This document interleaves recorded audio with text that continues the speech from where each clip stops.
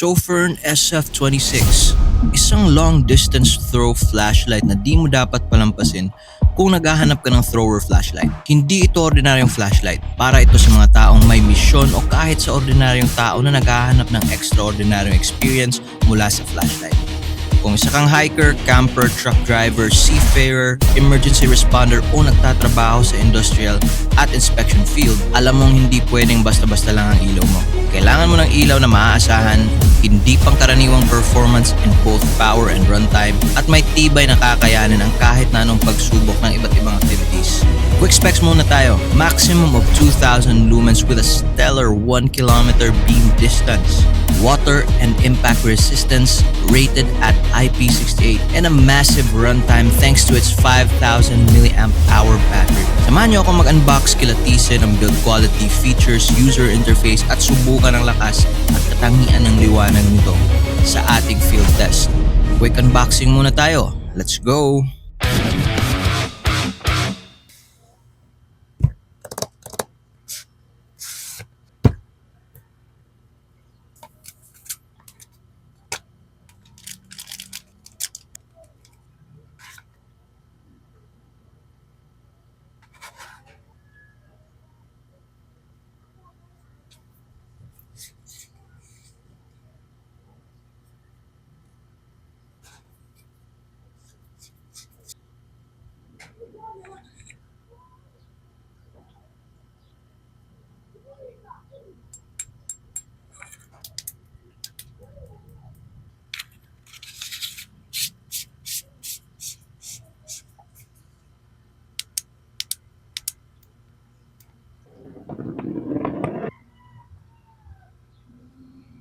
Field test naman tayo. Let's go.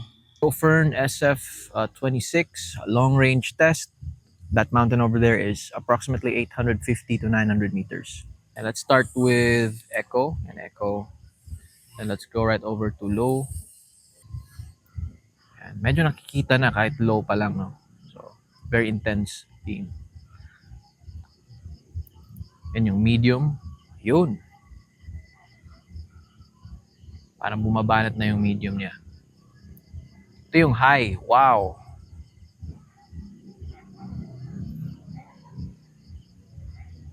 Kayang-kaya ng high, no?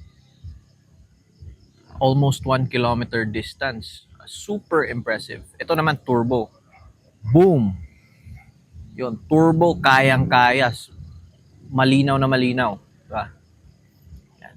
It's approximately 850 or 900 meters yung bundok na yan. So, kayang-kaya niya. Very, very impressive.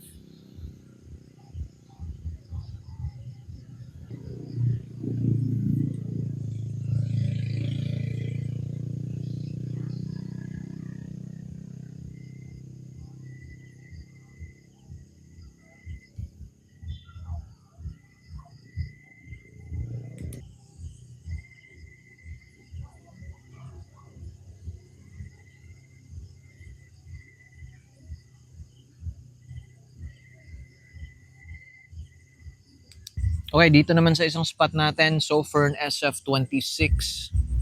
And that's the Buisan Dam, approximately 180 meters from the viewing deck. That's our location. So let's start with echo. Yan, echo pa lang yan. Then low. So sa low niya, kayang-kaya niya 180 meters already. Yan yung medium. High, sobrang liwanag na nung high niya. That's high. Then turbo. Easy.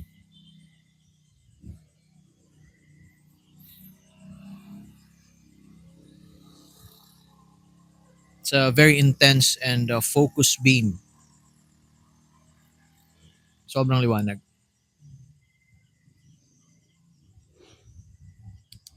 Yan, subukan naman natin sa ganitong klaseng environment. Ito yung echo niya. Ayan. And yung low. Yan, low, medium. That's medium. High. at saka turbo. Yan, super liwanag.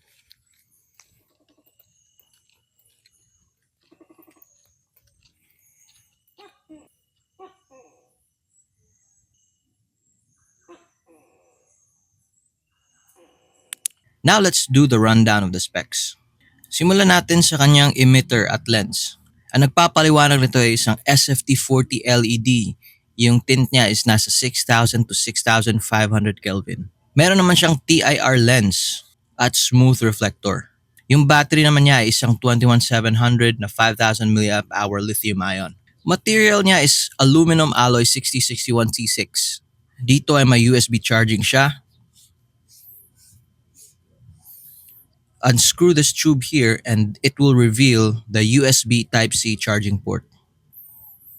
Andito naman ang kanyang battery indicator at charging indicator. So sa kanyang mga safety features naman, meron siyang reverse polarity protection to protect against improper battery installation, also an advanced temperature regulation or ATR technology. Sa build quality naman tayo. Maganda yung build quality niya, solid. Typical Sofern quality. It has a matte black finish. The product doesn't feel cheap at all. And yung style niya is parang yung mga makalumang flashlight. Pero this is designed to emit a focused beam. Dito naman tayo sa kanyang switch. Meron siyang dalawang switch. Yung isang switch niya is to turn on and turn off the light. It's a mechanical tactile switch. Pwede siyang full press or half press. Yung pangalawang switch naman niya is for convenient switching between brightness.